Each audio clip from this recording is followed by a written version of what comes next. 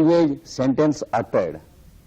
The second is the mental language sentence before it is uttered.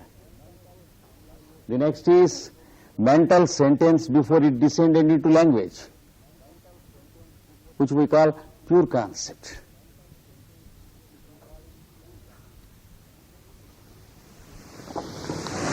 Before it, I feel that I should say.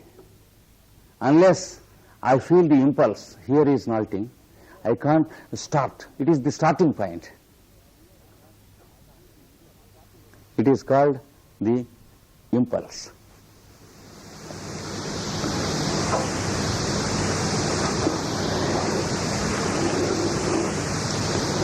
This is called the basic fourfold alphabet which descends into the grammar of the scriptures. It is what we call the four-syllabled word, and a very sacred name is given to it in the Western languages, also called tetragram, unfortunately used in a very bad sense nowadays.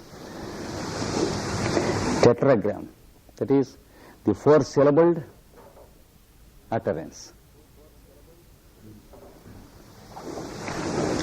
Like this, we have the various aspects dealt with about the grammar of the scriptures in this subject called Vyakarana. This is just an example. For your information, these four steps, the sentence, vocal sentence uttered, mental sentence, vocal language sentence uttered, mental language sentence before utterance, mental sentence before language, and the impulse. See, now you count from the other side. First it starts with this impulse, then it descends into the concept, the mental sentence without language, then it descends into the language, then it descends into the vocal cords. See, so the impulse is called paravak, or the highest utterance, supreme utterance.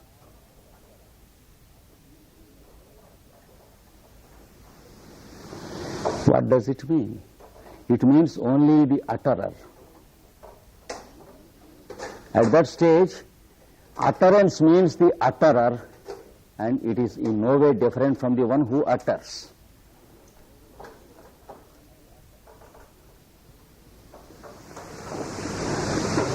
The second is called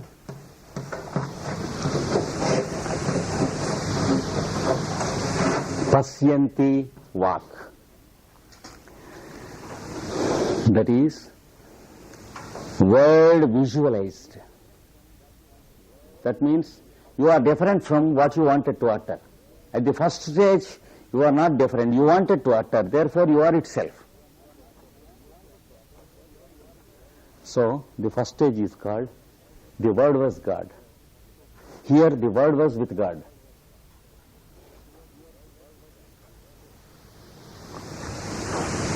See, first the word was God, the word was with God, but we count it from this side. First the word was with God and the word was God. You see? And the third is called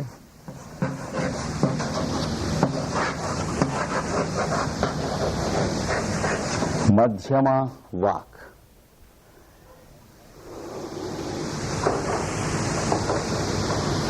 Madhyama vak. That is the comprehensible word. Word which you can comprehend with your own sentence. Previously, you could not comprehend what it is. You wanted to utter, that's all. And finally, the fourth is called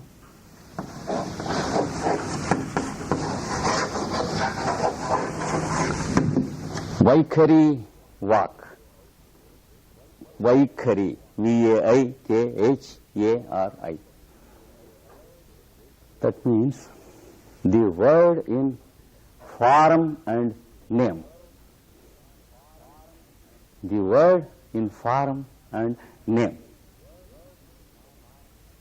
Unfortunately, we believe that the word is the name and the word is the form and word is the meaning.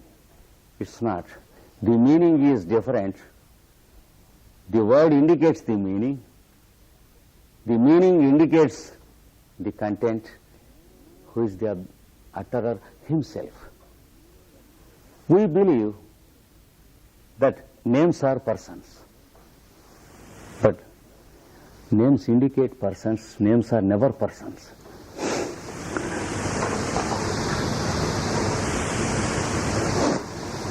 These are the 4 steps, grammatical steps, along which the word which we call God descends upon the earth as the creation.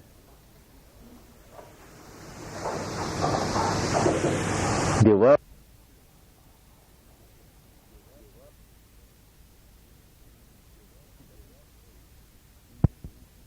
that is why in the ancient scriptures the highest God is said to have 4 arms, 4 hands, and his son evolving from his navel or the center is having 4 faces or 4 heads, the 4-faced creator or the Brahma.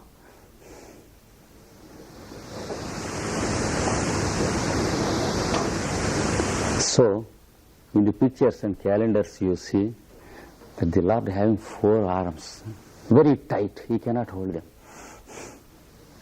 Because he can't have a skirt or a coat, it is very difficult. It should have 4 holes. Even then it is difficult to enter into the house and come out, all that.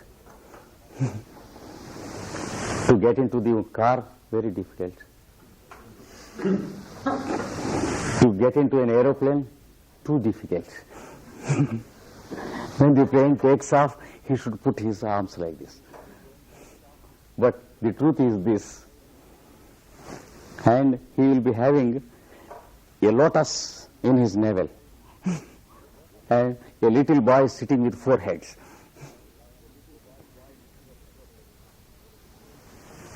Let's say you have the word was God, the word was with God, and 2 more, 3, 4. Yes, here we have only 2 verses in the Hebrew version. The other 2 verses we can find somewhere else in the Hebrew version, because the present Old Testament is not an authoritative translation of the Hebrew version. That is tampered and tackled by many religious people. We have to find out what it is. Just as the Vedas are tackled by the Hindus in a very rough and dirty way, the Old Testament is also tackled by the Christian bishops and fathers in a wonderful way. So we have to find the lines somewhere else. So these are the 4 steps. You will find these 4 steps in every scripture in the world. And here, this is one example of the grammar given in the scriptures, Vyakarana. And the 4th is called Siksha.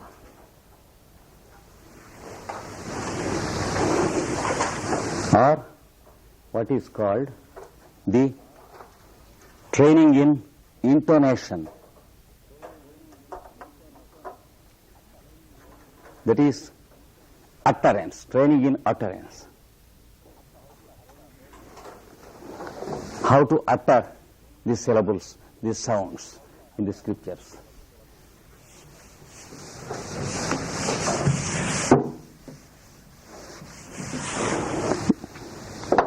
It teaches us how to utter a sound in 3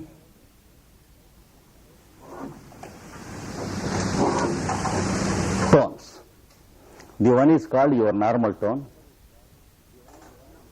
The other is called the tone higher than what you have when you shout for a friend on the street or something like that. This is called the lower tone lower than yourself. So every one of us is endowed with 3 tones, the normal, the supernormal, and the subnormal. This gives us the discipline or the training of the voice, how to utter these 3.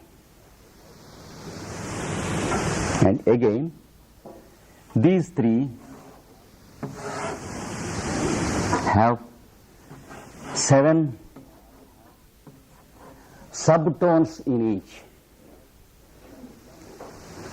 called in Sanskrit the 7 scales of music.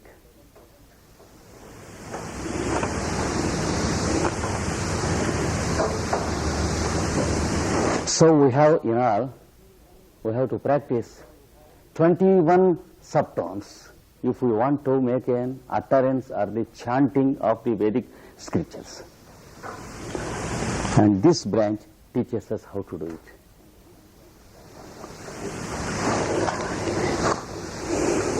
And in its esoteric sense, when you practice this, you know what happens. You will experience what they call the 3 worlds of existence. 3 worlds of existence. This is called the world of matter, with its concepts of space, time, length, breadth, thickness, etc. as its dimensions. There are 8 dimensions described. Of course, now we are not going to them. The second is called the world of force, which moves the matter aspect. And the third is the world of consciousness.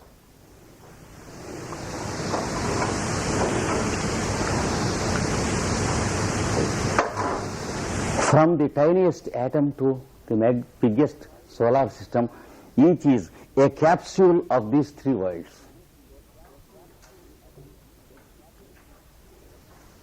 There is nothing that can exist without including these 3 aspects. You see? And this is called in Sanskrit Bhu Loka. Loka means world or a plane. Bhu means material plane. This is called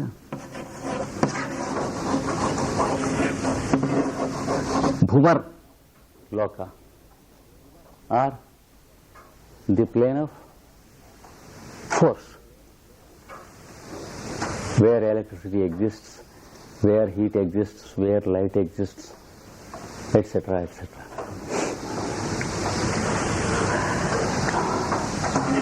It is called Suvar Loka.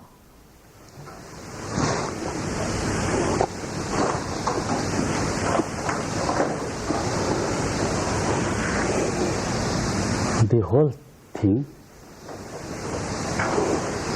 is called Om, or one unit of God. You are one unit. Every cell in your body is each a unit. Every atom of your cell is one unit. Every earth is one unit. Every solar system is one unit. All the galaxies in a unit space globe is one unit, like that. So every morning, the Orthodox Brahmin utters Om Bhur Bhu Suvaha.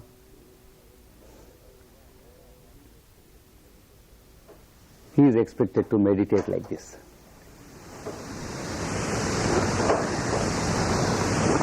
And then he utters the Gayatri. See?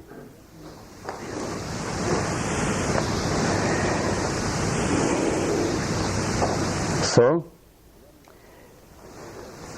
when you utter your normal tone, your consciousness exists one with the plane of forces. When you go to the lower tone, your consciousness exists with the material aspect of your vehicle. When you go to the tone higher than yourself, your consciousness exists with the lights in you. That is the psychological, psychic, and the spiritual consciousnesses in you.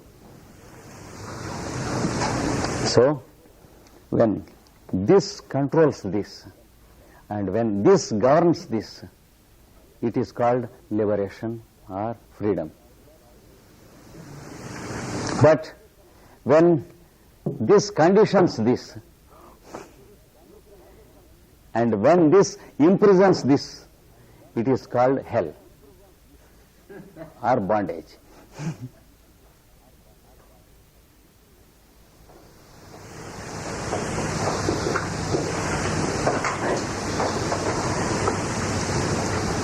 So we are expected to do everything to see that the light steers the forces and the forces control the matter in us. Then we live in absolute freedom or the kingdom of God. Otherwise what happens? Our senses, sense organs and instincts of food, drink, sleep, sex, etc., they condition the force in us. And the force imprisons the I am in us. Poor fellow will be groaning and moaning, the I am imprisoned inside. Of course, this is a little diversion. But now, now, these are the three aspects. Here, there are 12 groups of devas working.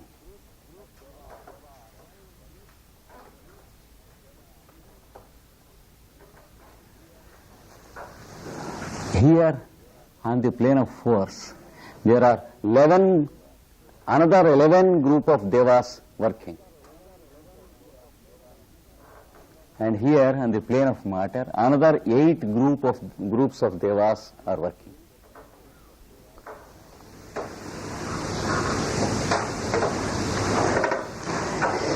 We are expected to know how to utter a sound, a sentence, to communicate with one of these planes. You see, these are called in the scripture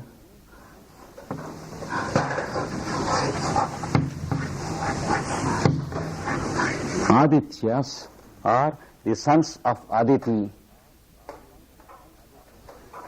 You will know what it is by reading Secret Doctrine of Madame Blavatsky. They are called the sons of Aditi or Adityas. These are called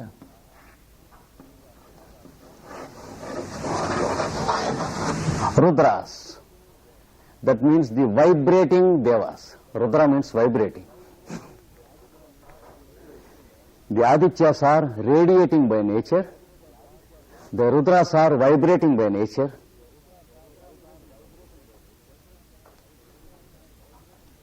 And these are called Vasus. They are materializing by nature. The 12 groups are those who radiate.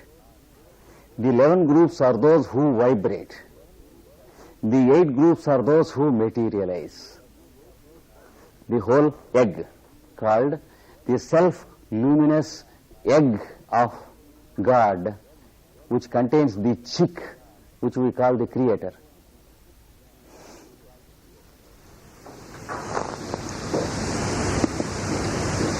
So, from the background God comes the egg, self-luminous.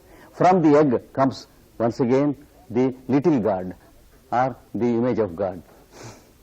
That we will see from tomorrow by taking a passage how to interpret and study the Vedas. You see, the cock is there as the background God. The egg is there through the hen, nature. And the little cock, the chick, is there for us to enjoy. The dish. Tomorrow we will go into it. A sumptuous dish. Now, this is called the egg. It is called the golden egg, or the egg made up of light. Golden means, that does not mean it is an egg of the duck laid every day in this, as in this story. A duck used to give a golden egg to a farmer. His wife said, you cut the stomach belly open, we will get all the eggs. We know a story. But poor fellow, he could not get the eggs anymore. It is not that golden egg, but it is the egg of brilliance or light, which is called the first objectifying. Darkness is what they call the subjectivity, and light is what they call the objectivity, the dawn of objectivity.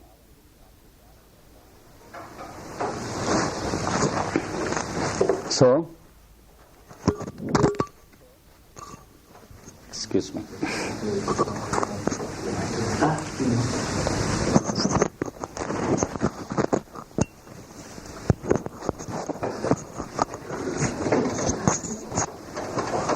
Come, sir.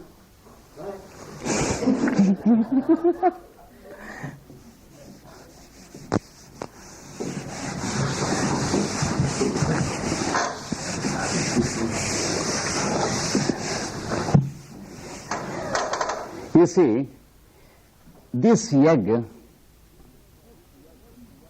is described as dancing on the waves of appearance and disappearance. That is emerging and merging.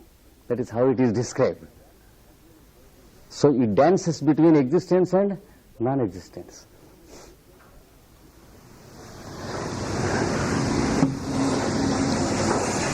There is the ocean of waves where you find the one sweep of creation as one wave described previously. And there is an ocean of such waves. And another group of devas are making the ocean work. They are called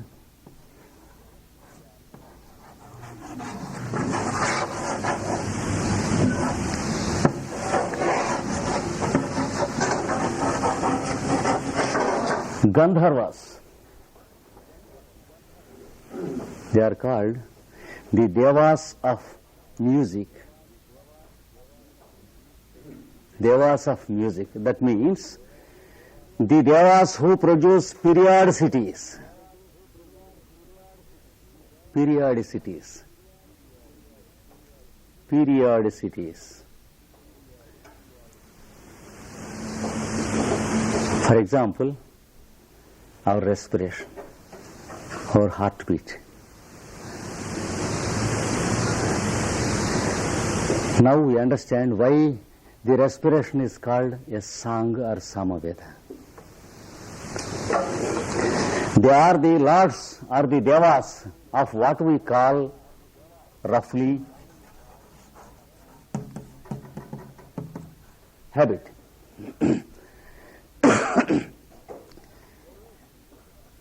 There is a nature in us which makes us repeat. That is what we call habit. Unless it works, we have no chance of breathing for a second time. Unless they are at work, our heart has no chance of beating for a second or a third time. So, they are called the lords of repetition or lords of periodicity, but they are called the lords of music, devas of music. They are Gandharvas. Incidentally, we owe much to them for our discoveries in music, because we know that there exists a peculiar thing like music because of them in us. Otherwise, how can we know that there is something like music? And how can we work out the laws of music? Yes, this is an example of the fourth key called Shiksha. And the fifth key is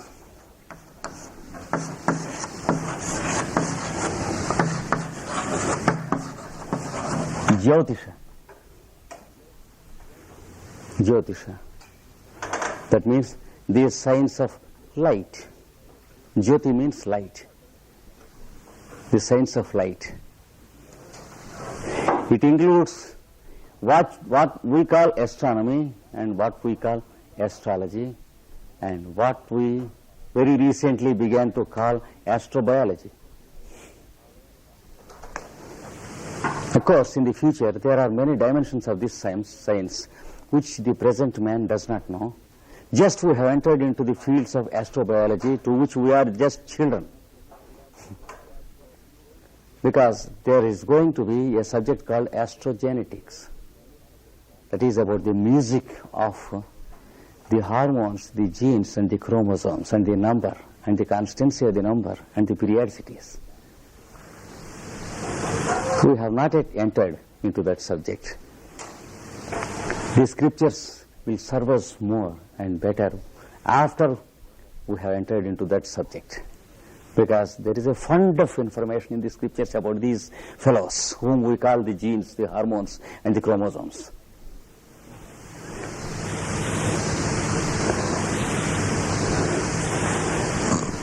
Now if we speak about those things, it is as good as someone speaking about aeroplane before the Wright brothers were born.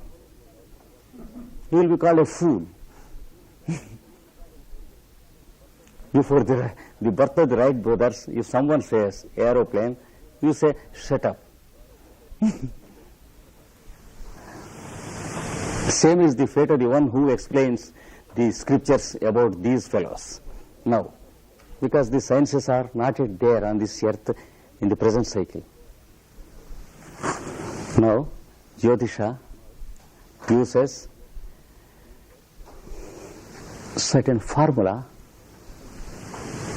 according to which we arrive at the previous numbers of kalpa, 432 and 72, 666, 999, etc. Astrology does not mean the 12 signs of the zodiac and about 12 planets and speaking something soothsaying, your marriage will be on such and such a date, your wife will be very beautiful and all that. Not these things. It is something different and higher, because the planets are bothered if we are not married. They are least bothered, because they themselves think of themselves as specks in creation. Therefore, they don't consider us even as specks. We have to take our own care according to the planets. When the train comes, we have to get in. The train never takes care of us, though the train is for us. So too the planets. Because we are not so very important as the train. And the train is not so very important as the railway service. So priorities we have to consider, understand. We should be able to distinguish between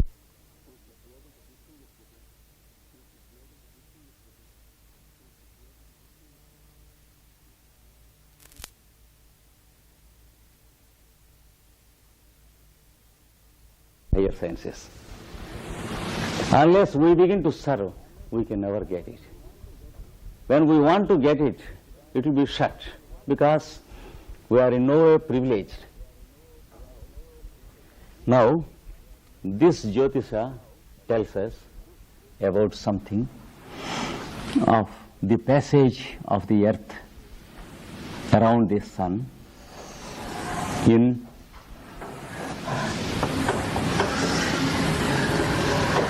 four equal divisions, exactly in the same pattern of Vyakarana.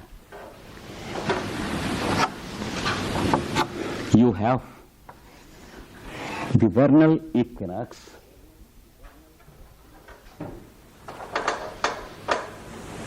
which you find on March 21st when you stand on the equator. The sun goes above your head,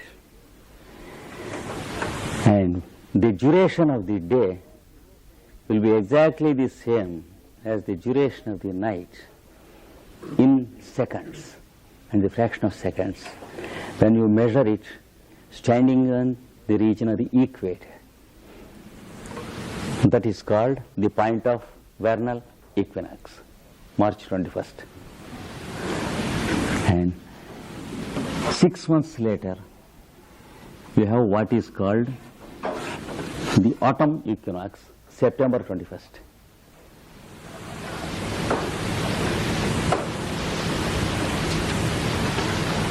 Once again you have a day, one day, when the duration of the day is exactly equal to the duration of the night.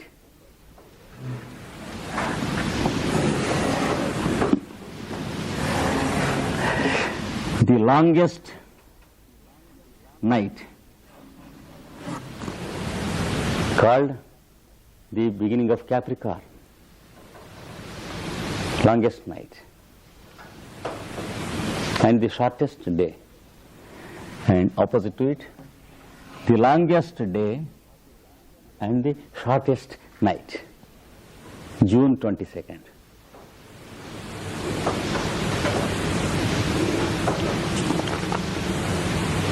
This is December 22nd, longest night. June 22nd, shortest night and longest day. March 21st, day and night equal. September 21st, day and night equal. The earth finds these four cardinal points as it goes around the sun every year once. This formula is given in that book, and the method of how to calculate these 4 points is given there, just with the help of a rod and yourself and the sunrise. And then this is to be equated with the 4 stages of the utterance of the solar year. Previously we have seen the 4 stages of utterance of our word. This formula is given as the first lesson of Jyotisha. And another formula is given, your sunrise from where you stand, east, your west or your sunset, your meridian or noon, your nadir or the midnight point where the sun exists. When you stand on this earth and look at the sides, you will find your east, your meridian, your west, and your midnight, or the sun's position at your midnight, under your feet, somewhere in the American continent. So for the American, in midnight, the sun stands somewhere in Geneva, like that. So you have to find the tetragrammation in the day and in the year. These are called the four utterances of the day.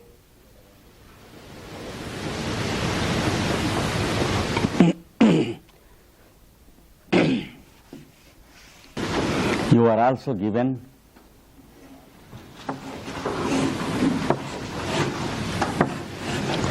the four sectors of the lunar month, four quadrants of the lunar month, each having 7 days each, taken from full moon to full moon, or from new moon to new moon, taken from any lunar day to the next, the same lunar day. This gives us the formula of the 7 days of creation. And it is said here that 3 stages of the word exist within yourself, and the 4th stage is uttered vocally out.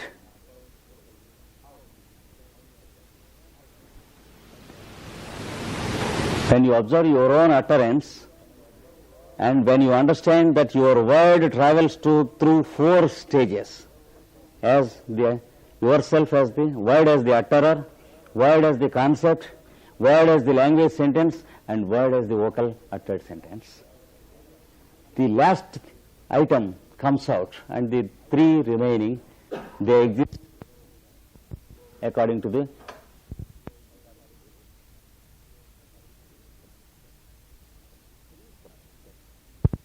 said that 3/4 of this creation exists in the world of causes, and 1/4 comes out as the world of effects, or phenomenal world is 1/4. Nominal are the causes 3/4. This formula is also given in this chapter. And according to correspondences, when a child is placed according to through fertilization in his mother's womb, he travels 3/4 of the year inside the mother's womb when he comes out to live in the world. And these 7 days are magnified through a lens into his personal span of life. Of course, that is another subject. So, this formula of the 7-faced and 7-armed creator will be explained in this, in terms of astrology and in terms of astronomy. Is it confusing or good? And here it is said that the same fellow Lord, the Creator, comes as Lord God, that is, the God comes as Creator, and then comes as creation in 7 relationships with the world. And here it is called 7 case endings of the noun or the subject. According to Sanskrit grammar, there are 7 case endings. The first, that is nominative case, is Mr. So-and-so. The second accusative case, him. He is the first case, him is the second case, and by him, instrumental case. The third case, we have 7 cases in Sanskrit grammar. So here it is explained like this. You should have some idea of Sanskrit grammatical construction of nouns and adjectives. Each noun or adjective has 7 case endings. The nominative case, the accusative case, the instrumental case, the dative case, the ablative case, and 2 more cases. I don't exactly remember the names. 7 vocative case. Vocative is not a case, it is just addressing. It is as good as the nominative case. There are 7 case endings, excluding the vocative. So this is explained like this. And the circumference or the verb is said to have 90 degrees or inflections or 90 verbal forms. Each root in Sanskrit has 90 verbal forms.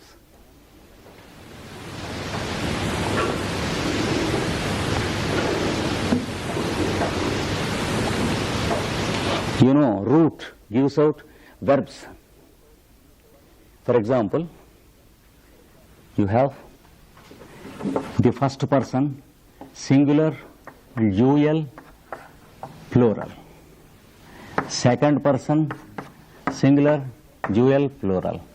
Third person, singular, dual, plural. You have 9 in each tense and in each mood. You have 9 verbal forms. For in present tense you have 9. There are 3 types of past tenses: the remote past, the immediate past, and the past. In each of these, each tense has 9 forms. Like this, the tenses and the moods put together in Sanskrit grammar are 10. So you have 9 into 10, 90 verbal forms and 7 noun forms.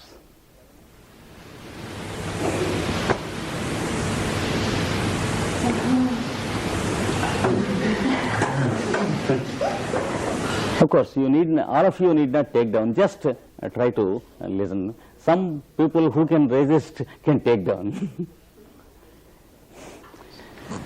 These are the equated with the 7 moon phases in one quadrant, and these are equated with the 90s sunrises and sunsets in one quadrant. You see, this is given as one formula. Like this, we have 49 formulae given in the Jyotisha, 7 into 7. So this is one example. That is about the 5th key, called Jyotisha, the science of light, which includes astrology and astronomy. And the 6th,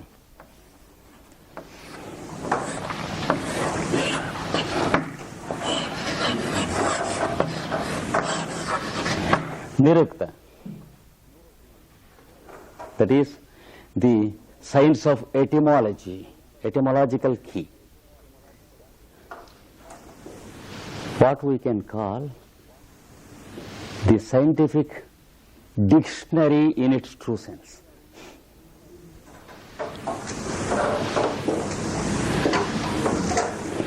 We can call it the science of dictionary.